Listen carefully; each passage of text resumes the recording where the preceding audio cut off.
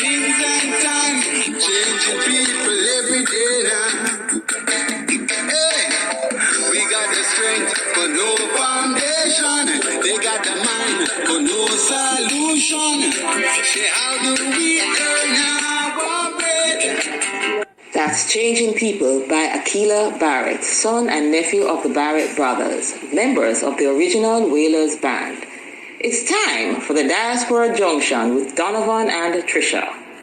That's right. Donovan and Trisha are right here as we go down to Jamaica, ladies and gentlemen. Let us get things rolling right now. We've got a very interesting show for you today, and Trisha is going to bring Brad on, and Brad is going to tell you a very interesting story. And of course, these are the things that we like as we continue. So, without further ado, Trisha is here. Trisha, how you doing? Hi, Mr. Longmore. Hi, Donovan. Hi, listeners. Hope everybody's well. Trisha, the same, Donovan and Longmore is the same person, I know that slipped out. I don't know why I was giving you so much respect just now. The only thing, one is a child and one is an adult. I think both are children, actually. Yeah, bad. That's my story, and I'm sticking to it. Oh, Lord. All right, you and Beyonce. All right, so we got a very interesting show today, and have you gotten Brad yet? Because we're going to talk to Mr. I'm calling him right now. All right, let's hear what the young man got to say. I know he's busy, but nonetheless, folks, again, you're in tune to 88.1 FM. WESU, it is, we call this the Diaspora Junction. Trisha and Donovan right here. And talk about some interesting things happening in Jamaica. So just stay tuned for that as we continue to enlighten you. Today is July 1st. It is International Reggae Day, in case those who didn't know. So here you know now. All right. And also, folks, it's a new month. For those who didn't know, now you know. Brad, my friend, how you doing? Hello. All right. Okay. So, Trisha, back over to you. Introduce Brad, and we'll go from there because I know he have another function.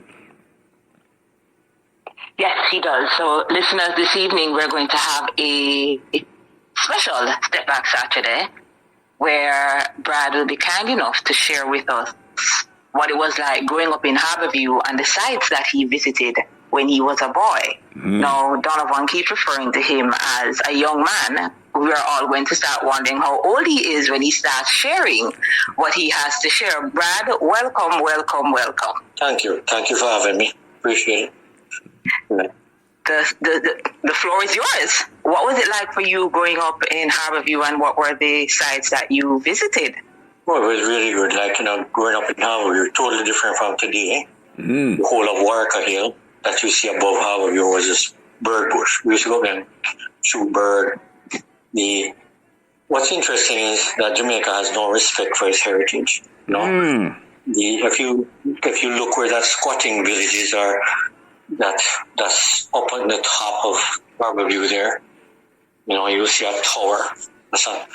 Most people you ask in Harbour View today, they don't even know the name of that tower. And it's the name of it's actually staring their face. Growing up in Harbour View, we used to walk up to that tower. If you ever have an opportunity to go up there, it's an incredible view. You can see all the way over to Portmore, right back over to Bull Bay from up there. Incredible. Wow. So is that an invitation, Donovan, when next year in Jamaica? Yeah, I heard it. And Brad, you just said something that's very, very important, and I don't think the listeners understand. You said that some Jamaicans don't have respect for their heritage, and that's so, so true. A lot of people, Trisha and Brad, don't even know certain parts of Jamaica. Not that we all do, but at the same time, we need to understand the value and the meaning and what these places stood for. So, Brad, thank you for pointing that out. Yeah, when you drive around this country and you see how heritage sites are falling apart, it's unbelievable. When we were growing up, the cannons that were in that tower were in there. Cannonballs were laying all over the place. Wow. And then all of a sudden one summer, all the cannons were gone. They were removed. Unbelievable. Tell us about when you used to hike up to one of the sites for the James Bond movie Dr.No. What was it that you got that was fascinated you children? Okay, we used on our ventures, bird shooting. We used to go.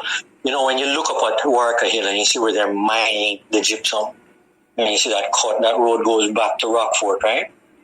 And we used to go up there. Okay.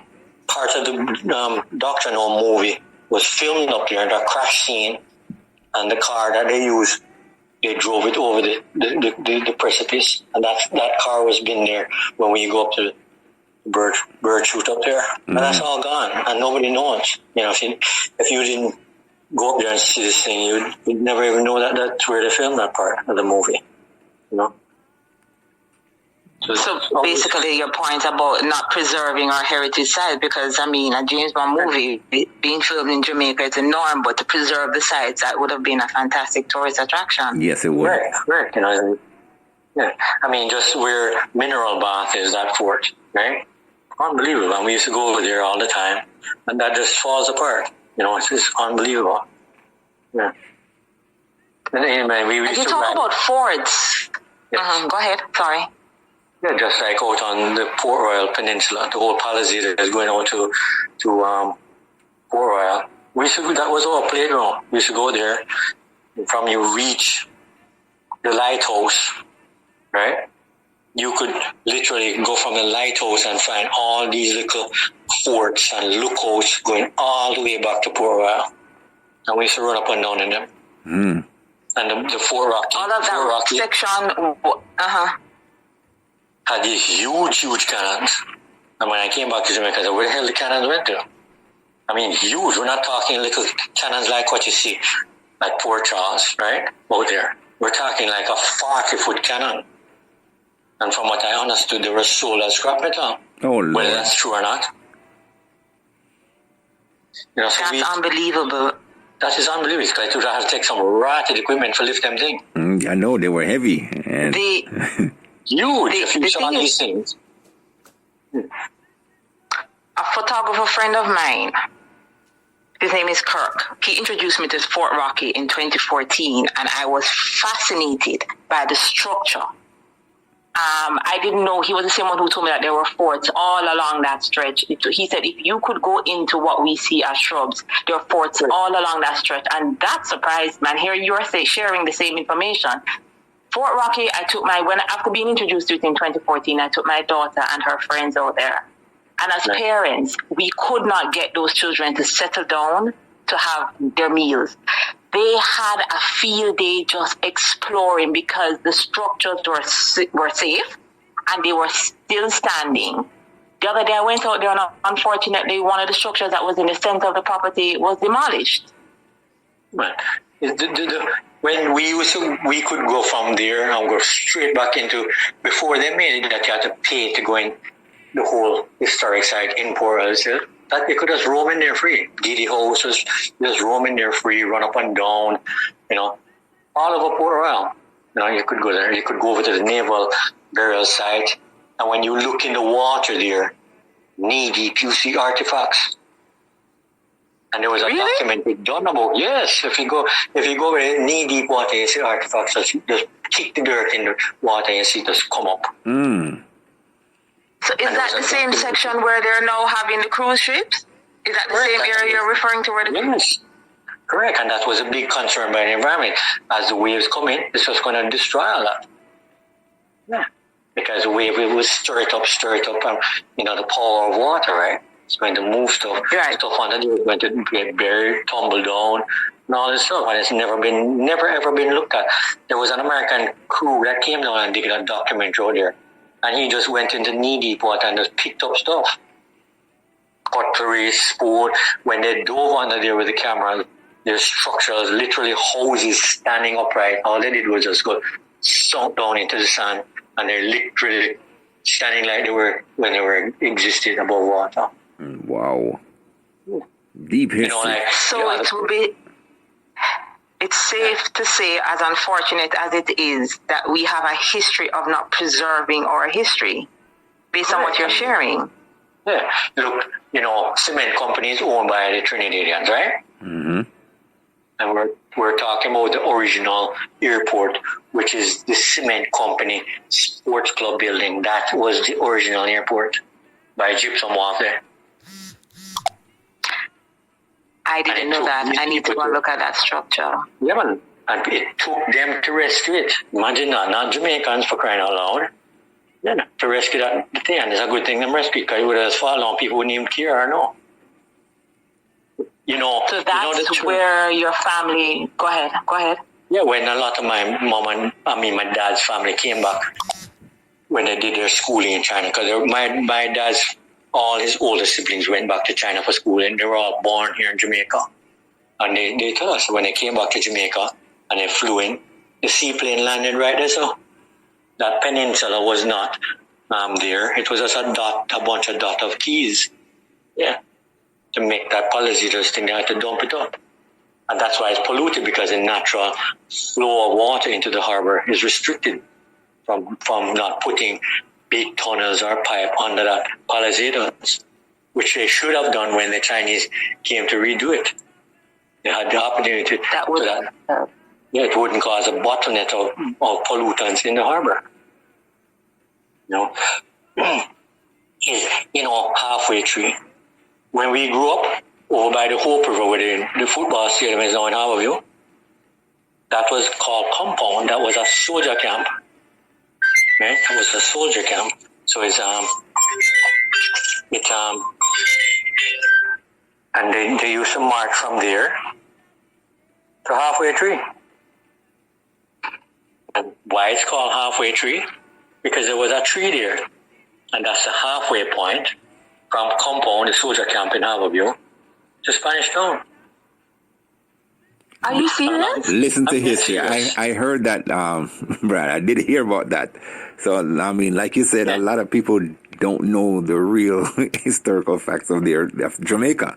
And we do thank you for sharing. Folks, in case you're wondering, this is Brad along with Trisha and Donovan here. And we're talking about some historical places in Jamaica that people don't really even realize that existed, and like Brad says, we don't really preserve our history the way we should, because we take so much things for granted, and foreigners come in and do what they want, and Jamaica loses certain aspect of the beauty, because I mean, what you're just saying, Brad, I'm just here listening, and I'm like, wow, you're a true historian, my friend, true historian. Well, I don't even know half of the thing. I'm just telling you what I experienced as a kid growing up out there. You know where Danny's Marina restaurant is here? Mm-hmm. Right around the causeway. That was a beautiful useful park, So when they made Harbour View subdivision, they made that park for the residents.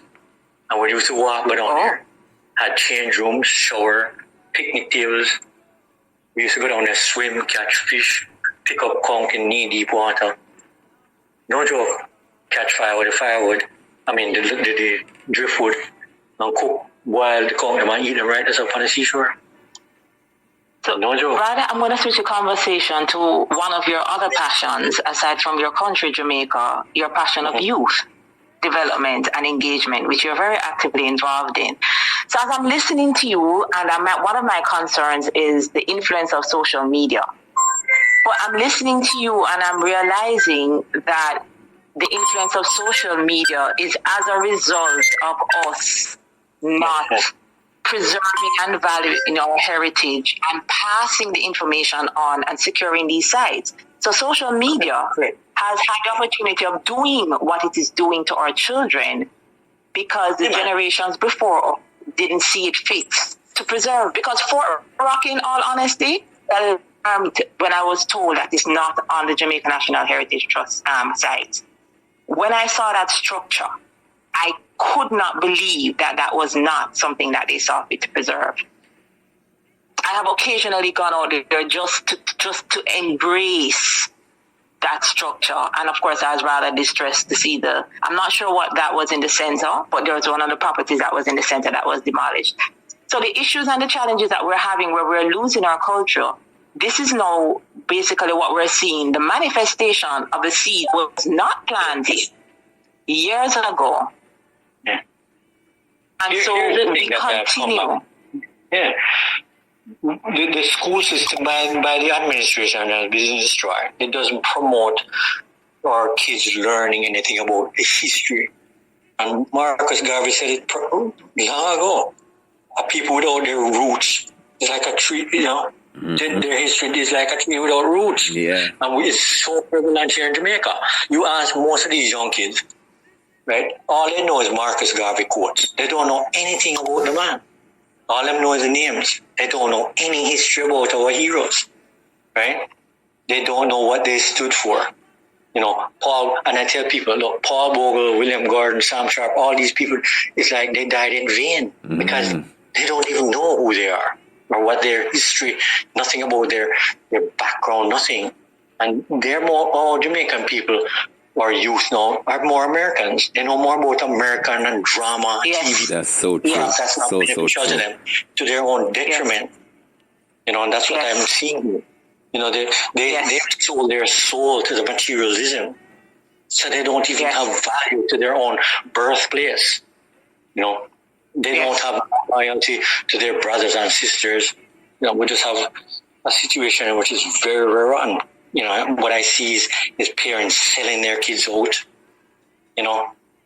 So the whole thing is falling apart. Not just, we don't know history. The administration is not preserving the thing and showing people, hey, there's a better way.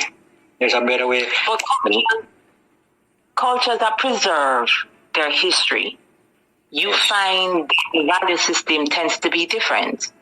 The regard for history tends to infiltrate across the generations, and we tend to see a difference in the regard for human life.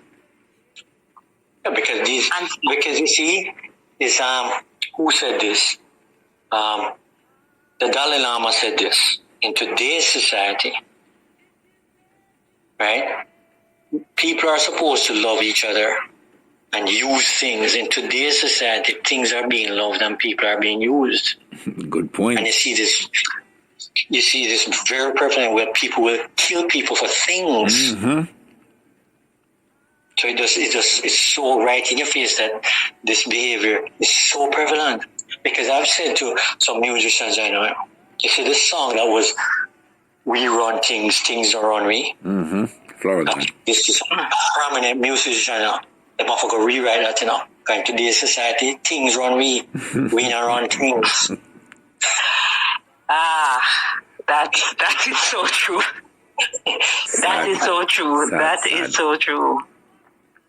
So this is where and this is the thing, we don't value our kids. And because people have lost perspective that the kids are the future. Mm-hmm. So they're training kids to be just this like vanity chasing, no morals, no ethics, do all kind of crap, not realizing that we're training the next generations to become seriously, why I don't know, incompetent, like just like greedy people who don't think about values of their fellow beings. That's what we're reading here. Yeah. Very good point. Very good point. I mean, that is deep. And of course, we need to learn. And it takes us, and it's good that you're on, Brad, because, I mean, listeners are out there hearing these things. And me and Trisha do mentoring. And of course, we are to teach our young men and women these things, infiltrate them in their mind any way we can. Because, I mean, like you said, if we don't, we're going to have a lost future. And you see foreigners coming into Jamaica, taking over things and doing what they want to do. And you have to blame government as well, because they sell out the country as well. So we have to try and stand up. I don't call them government. Government is a representation of people that have hired them. So we don't have government. What we have is management company looking out for their own selves. That's what we have. I keep telling everybody that we have management companies, one named PMP and one named GLV. Corporations. And that's what they are, management. Mm-hmm. Yes. And they're here to manage the property of the owners, because we're not an independent country. We're still owned by a foreign entity. And all there is management companies.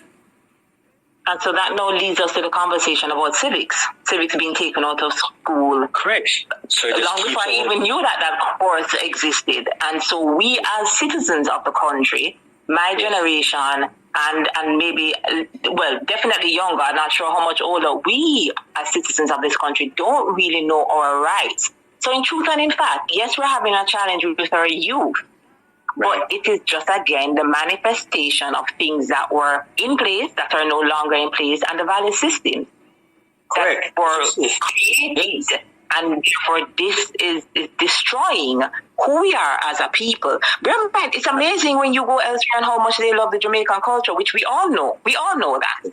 However, we need to get back civics. We need to have a better understanding of ourselves and who we are and what we brought. So that is one of the things I try to get across in my work. One of my books, I have a section in it that says, talk about Jamaicans, make reference to Jamaicans and what they have accomplished, because we need to bring it back home, wherever we are in the world. There are many of us who have done extremely well, but we only hear about the ones who have done negatively. And so we need to get these conversations going back in the schools. You are a Jamaican. This is what was done, as you rightly said. This is what Paul Boger actually did. For Black History Month, I've spoken to a couple of schools and said, listen, guys, why don't we have a conversation where we not just talk about the heroes in Jamaica, but talk about what Black persons have contributed so that our children can understand that the color of their skin is something to be proud of rather than to be applying a bleaching cream. Correct. And, and it's not just about Black people. It's about, we're a multinational country, because what happens is a confusion down here. Who is a Jamaican? I come across 6 farmers all the time. And they're asking me where me from. So me say, where you from? Because if you're going to classify a Jamaican as a color, you're far, far removed. That's true. I have had friends who are of a different complexion and blue-eyed, and they find it quite challenging and disturbing when they're treated different, or when they approach a stall and somebody gives them a price that is higher than they would give someone else of a darker complexion. And as you rightly said, or a matter out of many one people. You are very correct. My apologies for that. You are very correct. And it's not just Jamaicans who are confused about it. Because when I lived in Canada, people say, hey, I hear your accent, where are you from? I'm saying, I'm a Jamaican. I'm saying, but you don't look like one. I said, well, you don't look like a Canadian either. Because, let's get this into reality here, right? Who were the original Jamaicans? All right. Correct? So we can't go down that road anymore in this day and age. Because where you're born is where they classify you. But your background and your roots may be Chinese, East Indian, African, whatever, right? But so we're Italian.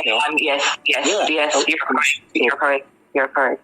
Yeah. And I had to point this out to the high school kids, and I was very surprised, because when I started to find out, they don't teach proper history here in Jamaica. So the kids in sixth form were asking me where I'm from, and we're like, wow.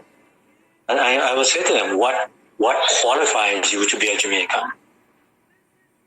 And that's how you have to have the dialogue, because that's how you're able to get them to understand and think further than what is in front of them. Yeah, and a lot of them, the sixth formers, are mature and going, wow. No, sir, I'm glad we had this conversation, because now I just got an enlightenment. But this should be taught in school. I shouldn't be just touching a few. You know what I mean? True. Yeah. Completely agree with you.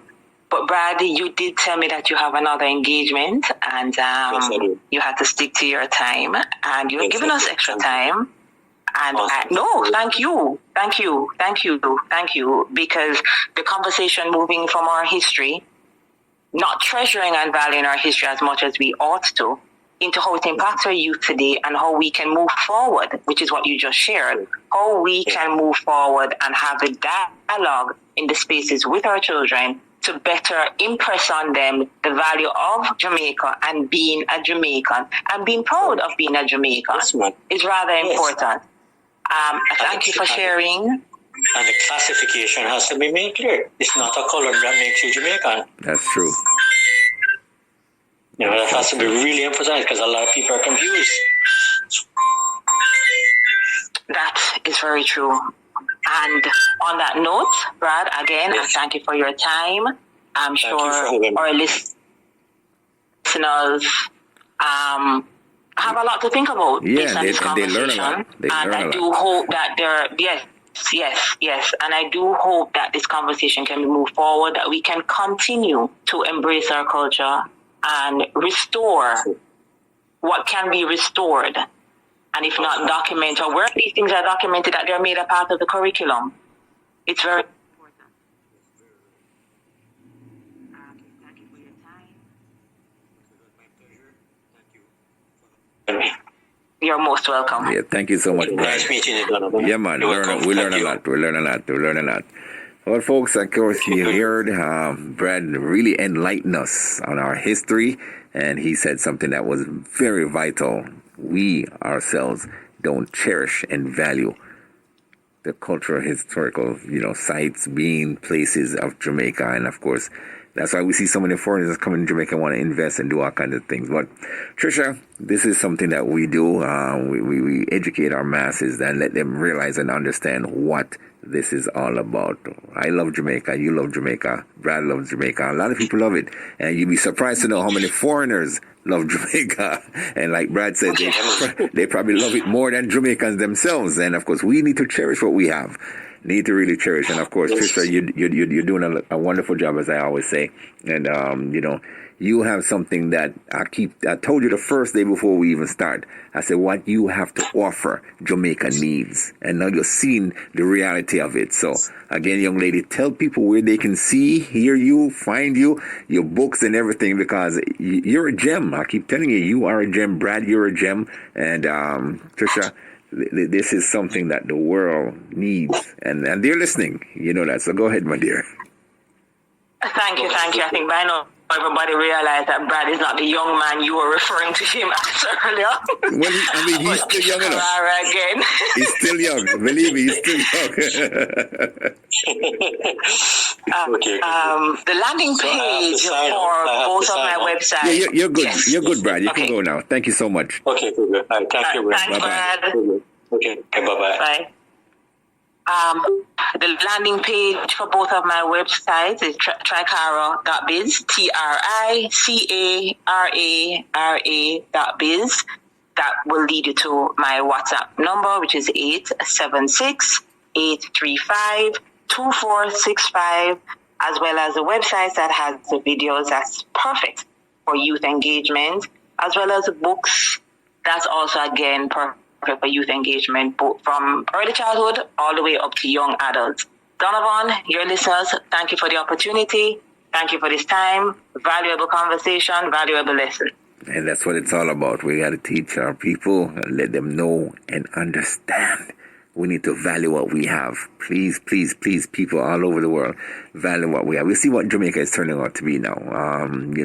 Going back and forth, we understand, yes, we love Jamaica. Yeah, I know the crime and all that is there, but that's everywhere in the world. But at the same time, government need to step up and protect some of these things and let the world know the real value that's there in Jamaica. We have a lot of resources, natural resources, and we also have a great historical past that we need to value as we continue. So Trisha, thank you again, and we're going to talk more next week, ladies and gentlemen. Be here as we continue to showcase and talk about, of course, the Diaspora Junction. All right, Jamaica and the world. This is what we do. You. Trisha, you have a wonderful night, and I got to play some music and practice later for my singing contest. Okay, then I'm looking forward to that one. All right, have a good one. Thank you. Yes, indeed.